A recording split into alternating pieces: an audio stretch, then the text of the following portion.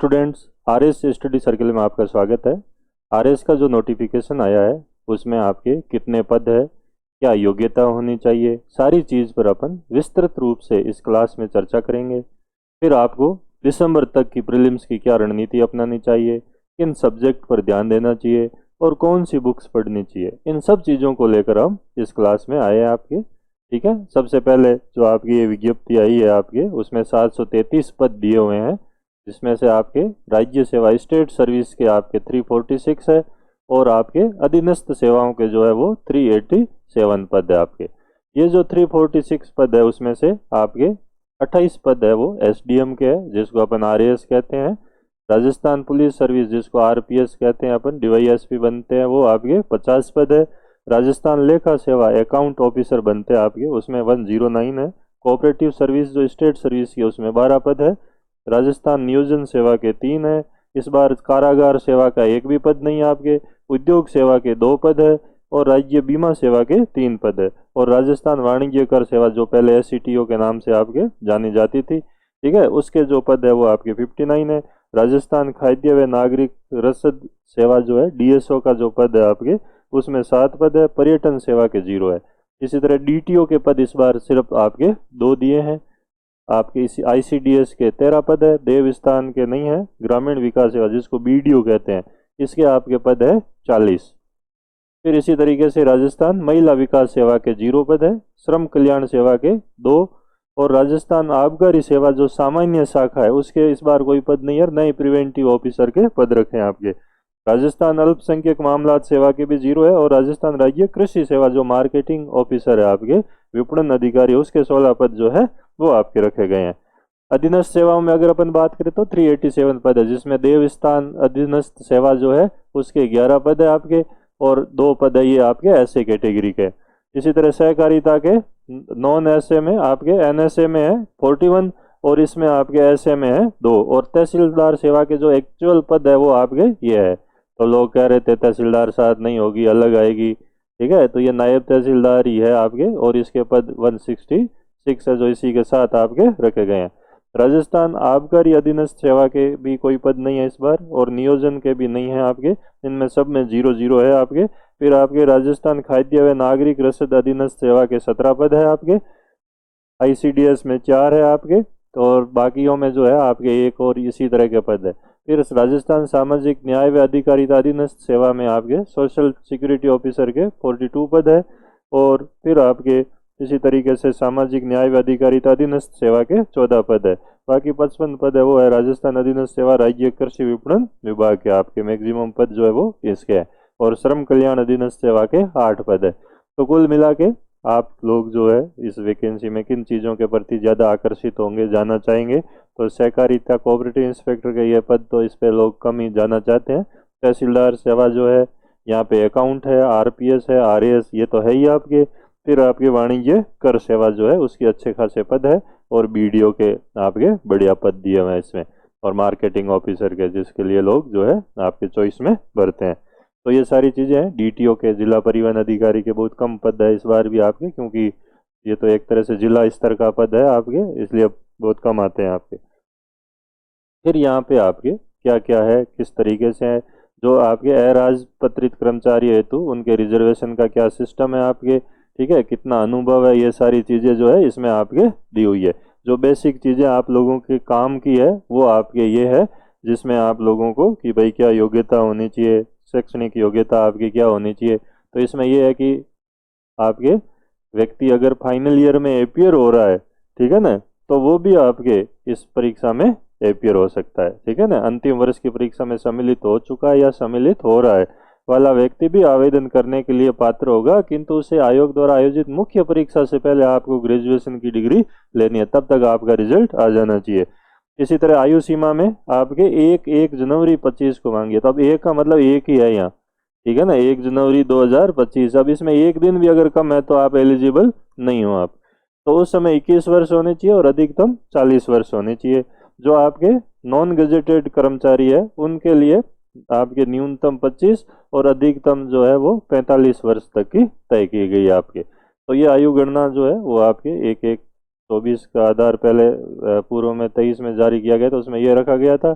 और इस विज्ञप्ति में इन्होंने कहा कि भाई हमने 1 जनवरी 2025 का रखा है। फिर जो आपके EWS है, OBC है, अनुसूचित जनजाति है, अनुसूचित जाति है, इसके जो पुरुष वर्ग है उनको 5 वर्ष की छूट है, और महिलाओं के लिए आपके 10 वर्ष की ऊपरी आयु सीमा में छूट है। सामान्य अनारक्षित वर्ग की महिलाओं को 5 वर्ष की छूट दी गई है। फिर विधवा, विच्छिन्न विवाह, इनके लिए कोई अधिकतम आयु सीमा नहीं है आपके। तो इस तरह की जो चीज़ें हैं आपके वो इसमें दी गई है आपके, जो आपके एज वगैरह लिमिट वगैरह उसमें छूट है। रिजर्विस्ट अथवा रिजर्व में स्थानांतरित रक्षा कार्मिकों, भूतपूर्व सेना कार्मिकों के लिए अधिकतम आयु सीमा जो है वो 50 साल जो है वो आपके इसमें है। राजस्थान राज्य क्रियाकलाप, बाकी जो अधिकतर जो आपके बहुत ही कम लोग जिनसे पार्टिसिपेट करते हैं, या पंचायत समिति जिला परिषदों में जो सबिस्टेंटिव रूप से कार्यरत व्यक्ति है तो उनके लिए 45 वर्ष है। राजस्थान राज्य के सार्वजनिक क्षेत्र के उपक्रम या निगम में जो कार्य करें उनके लिए आपके 40 वर्ष की तय की गई है। तो इस तरह से ये बेसिक जो चीज़ें हैं वो आपको ध्यान रखनी है। निःशक्त जन व्यक्तियों के लिए ऊपरी उल्लेखित आयु सीमा में 5 वर्ष की छूट दे होगी आपके। तो ये कुछ बेसिक चीज़ें हैं जो आपके एज वगैरह से रिलेटेड है। चयन प्रक्रिया इसमें यह है कि आपके उत्तर पत्र पुस्तिका मूल्य में स्केलिंग, मॉडरेशन, नॉर्मलाइजेशन की पद्धति को अपनाया जा सकेगा आवश्यकता पड़ने पर, यह लिखा गया। लेकिन क्योंकि अपने तो प्रीलिम्स में एक ही पेपर होता है तो इसलिए इसकी आवश्यकता नहीं पड़ती है आपके। परीक्षा स्थान व तिथि यथा समय सूचित किया जाएगा। अभी डेट जो है वो आपके नहीं बताई है। योजना का पाठ्यक्रम वगैरह वो अभी वेबसाइट पे प्रत्यक्ष से बोले जारी करेंगे हम। आवेदन अवधि है 19 सितंबर से 18 अक्टूबर रात्रि 12 बजे तक आप आवेदन कर सकते हो। प्रोसेस जो है वो आपको फॉर्म भरना है, जैसे ऑनलाइन जो आपके वेबसाइट वगैरह दे रखी है उस पर। ये हमारा जो कुशाग्र बैच है ये आपके इसी RS प्रीलिम्स को ध्यान में रखकर हम शुरू कर रहे हैं। दिसंबर तक आप लोगों को पूरा सिलेबस करवाएंगे, साथ में टेस्ट वगैरह सारी चीज़ जो है होगी, और रिवीजन भी आपके इसके साथ निःशुल्क रहेगा। ये फाउंडेशन बैच है। अगर किसी को लग रहा है कि मुझे फाउंडेशन लेना चाहिए तो आप वो ज्वाइन कर सकते हो, और किसी को लग रहा है कि अभी तो प्री का क्या भरोसा होगा कि नहीं होगा तो आप प्रीलिम्स वाला बैच ज्वाइन कर सकते हो, और प्रीलिम्स में जैसे ही आपका क्लियर होगा तो हम आपको उसमें एडजस्ट कर देंगे। तो ये तो आपके जो आपके योग्यता वगैरह क्या क्या चीज़ें हैं ये है, अभी इतना ही आया है जो मैंने आप लोगों को बता दिया आपके, ठीक है ना। फिर आपके कुछ चीज़ें जो है यहाँ पे आपको मान लीजिए कि दिसंबर तक अपन क्या रणनीति अपनाएं। अगर मान लीजिए प्रीलिम्स जो है हमारा जनवरी में हो या फरवरी में हो तो हम प्रीलिम्स की क्या रणनीति अपनाएं, आपके किन चीज़ों पर जो है हमें ज़्यादा फोकस करने की आवश्यकता है। तो देखो, आधुनिक राजस्थान पे आप ज़्यादा से ज़्यादा फोकस करो, क्योंकि मैंने पिछली एक क्लास में बताया था कि इससे लगभग 3 से 4 प्रश्न इसी से आते हैं आपके। और सिविलाइजेशन वाला जो प्राचीन वाला पार्ट है उस पर आप ध्यान दो। मध्यकाल राजस्थान से 2013 से लेकर अब तक जो है केवल 2 प्रश्न पूछे गए हैं आपके पूरे मध्यकाल राजस्थान का इतिहास।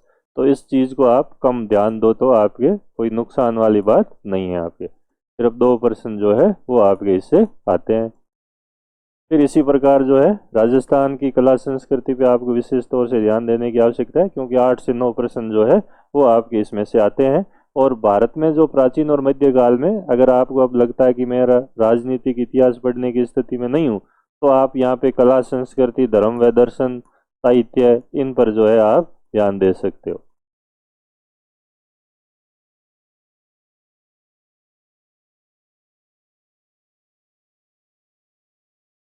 तो इन पर आप ध्यान यहाँ पे दे सकते हो। राजस्थान की राज व्यवस्था, इससे सबसे ज़्यादा आपके टिपिकल क्वेश्चन पूछ रहे हैं।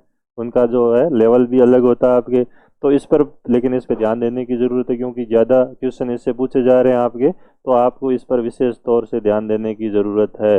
अगर कट ऑफ 100 के आसपास जाती है और आपके इसके प्रश्न गलत हो रहे हैं तो फिर आपको नुकसान होने की स्थिति में हो।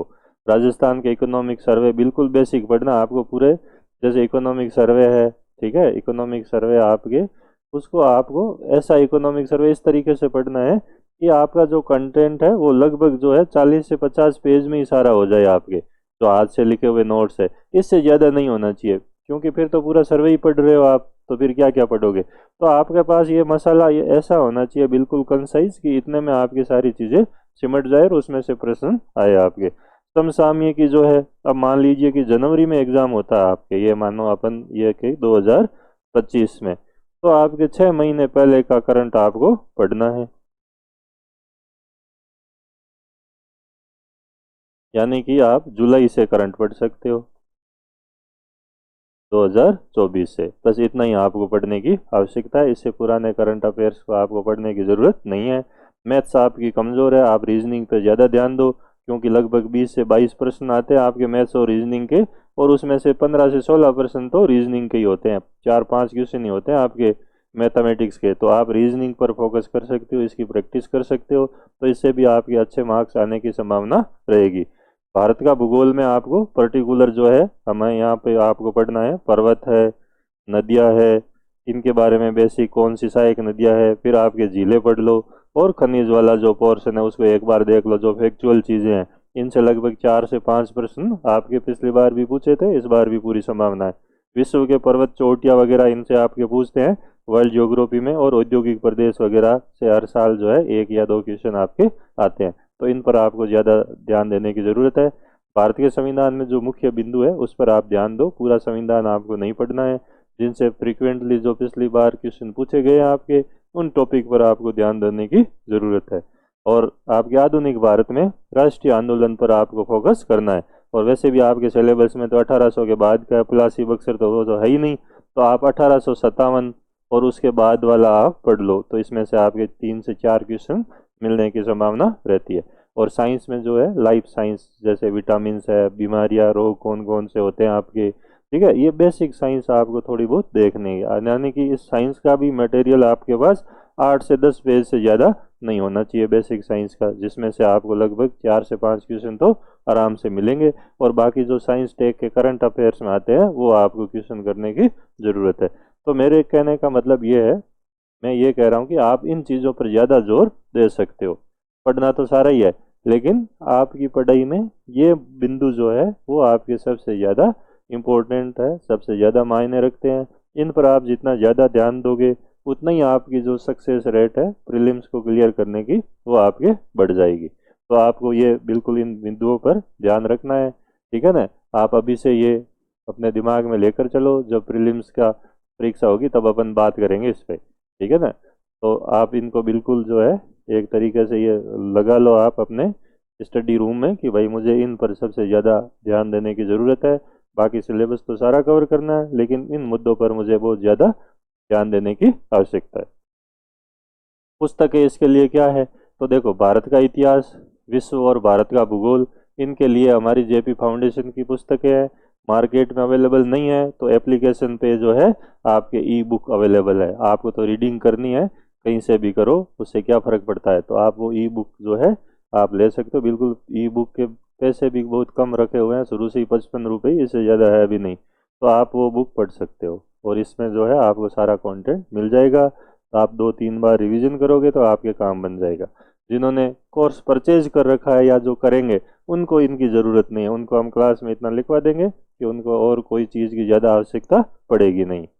जनरल साइंस की भी हमारी एक ई बुक है, उसमें बिल्कुल कम पेज में आपके बेसिक चीज़ें दी हुई है, और वो आपके इस एग्ज़ाम में काम आएगी। साथ में 9th और 10th की किताब में से जो बेसिक टॉपिक है वो आप पढ़ सकते हो। सर्वे और करंट अफेयर्स की क्लास अपनी यूट्यूब पे अभी होगी आपके, और हमेशा से ही आपको पता ही है कि जो आपके करंट की क्लास होती है उसमें से 15 से 16 प्रश्न आते हैं, इस बार भी आएंगे, ठीक है। और जो इकोनॉमिक सर्वे है उसमें से भी आपके जो सर करवा रहे हैं, करंट की जो कुछ क्लासें पहले हो गई, अब अपन जुलाई से रेगुलर क्लास करेंगे आपके, क्योंकि 6 महीने पहले का पूछेंगे तो अभी वाला ही पूछेंगे, तो वो आपके जो है अभी से आपके लिए ज़रूरी है। और उसमें उतना ही पढ़ना है जितना एग्ज़ाम के लिए ज़रूरी है। जैसे हम लोग जो क्लास वीडियो बनाते हैं करंट अफेयर्स के, तो वो आपके जो बेसिक चीज़ें हैं वो पूरा यूँ नहीं रायता फैला रहे हैं, एक एक चीज़ रंगीन से कुछ ये वो ऐसे चमक दमक वाला, उसकी ज़रूरत नहीं है। हमें तो एग्ज़ाम क्लियर करना है, ठीक है ना। कोई उसको फोटो फ्रेम करके तो रखना है नहीं। और उसमें भी वो चीज़ें, वो कंटेंट रखते हैं जो आपको याद हो सके, जैसे अनावश्यक डेट वगैरह, ये ऐसी चीज़ें आपको करंट में नहीं पढ़नी है। जो बिल्कुल बेसिक चीज़ें हैं, जानकारी की चीज़ें हैं, वही आपको यहाँ पर ध्यान देने की ज़रूरत है। राजस्थान के लिए आप राजस्थान अध्ययन की पुस्तकें और पैनोरमा वाली बुक पढ़ लो, मोर देन सफिशिएंट है। इसके अलावा आपको किसी चीज़ की ज़रूरत नहीं है। राजस्थान पॉलिटी की जो है हमारे टोलिया सर की पीडीएफ है, टेलीग्राम पे भी शेयर करेंगे, एप्लीकेशन पर भी उनकी अवेलेबल होगी, क्योंकि वो एक बार पूरी राजस्थान पॉलिटी बैच में पढ़ा चुके हैं।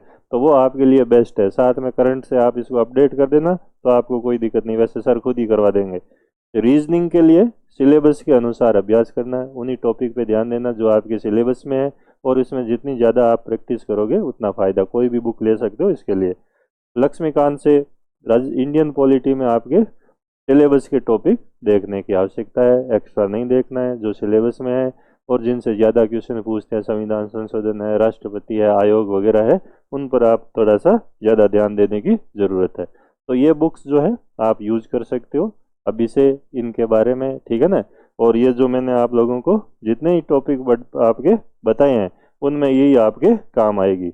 रीजनिंग के लिए आपको ये एसएससी वगैरह एग्जाम की भी बुक प्रैक्टिस के लिए यूज में ले सकते हो। क्लासेज भी खूब सारी अवेलेबल है, अगर आप कोचिंग ज्वाइन नहीं करते हो तो यूट्यूब पे हर टॉपिक पे आजकल मिल जाती है, तो वो आपके काम आ जाएगी। तो ये मैंने आप लोगों को एक तक बता दिया कि भाई हमारी क्या स्ट्रेटजी होनी चाहिए अभी अगर अपन तैयारी करें तो, और किन बुक्स के अपन रेफरेंस के तौर पर उनका उपयोग कर सकते हैं ताकि अपना प्रीलिम्स क्लियर करना आसान रहे।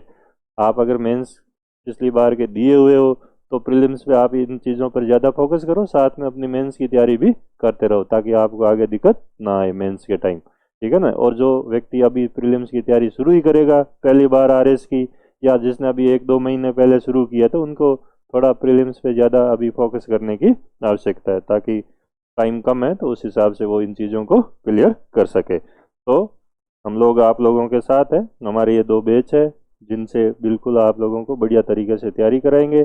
साथ में अभी जल्दी प्रीलिम्स की टेस्ट सीरीज लॉन्च करेंगे, तो कोई भी व्यक्ति जो कहीं पर भी पढ़ा हुआ है वो टेस्ट सीरीज ज्वाइन कर सकता है।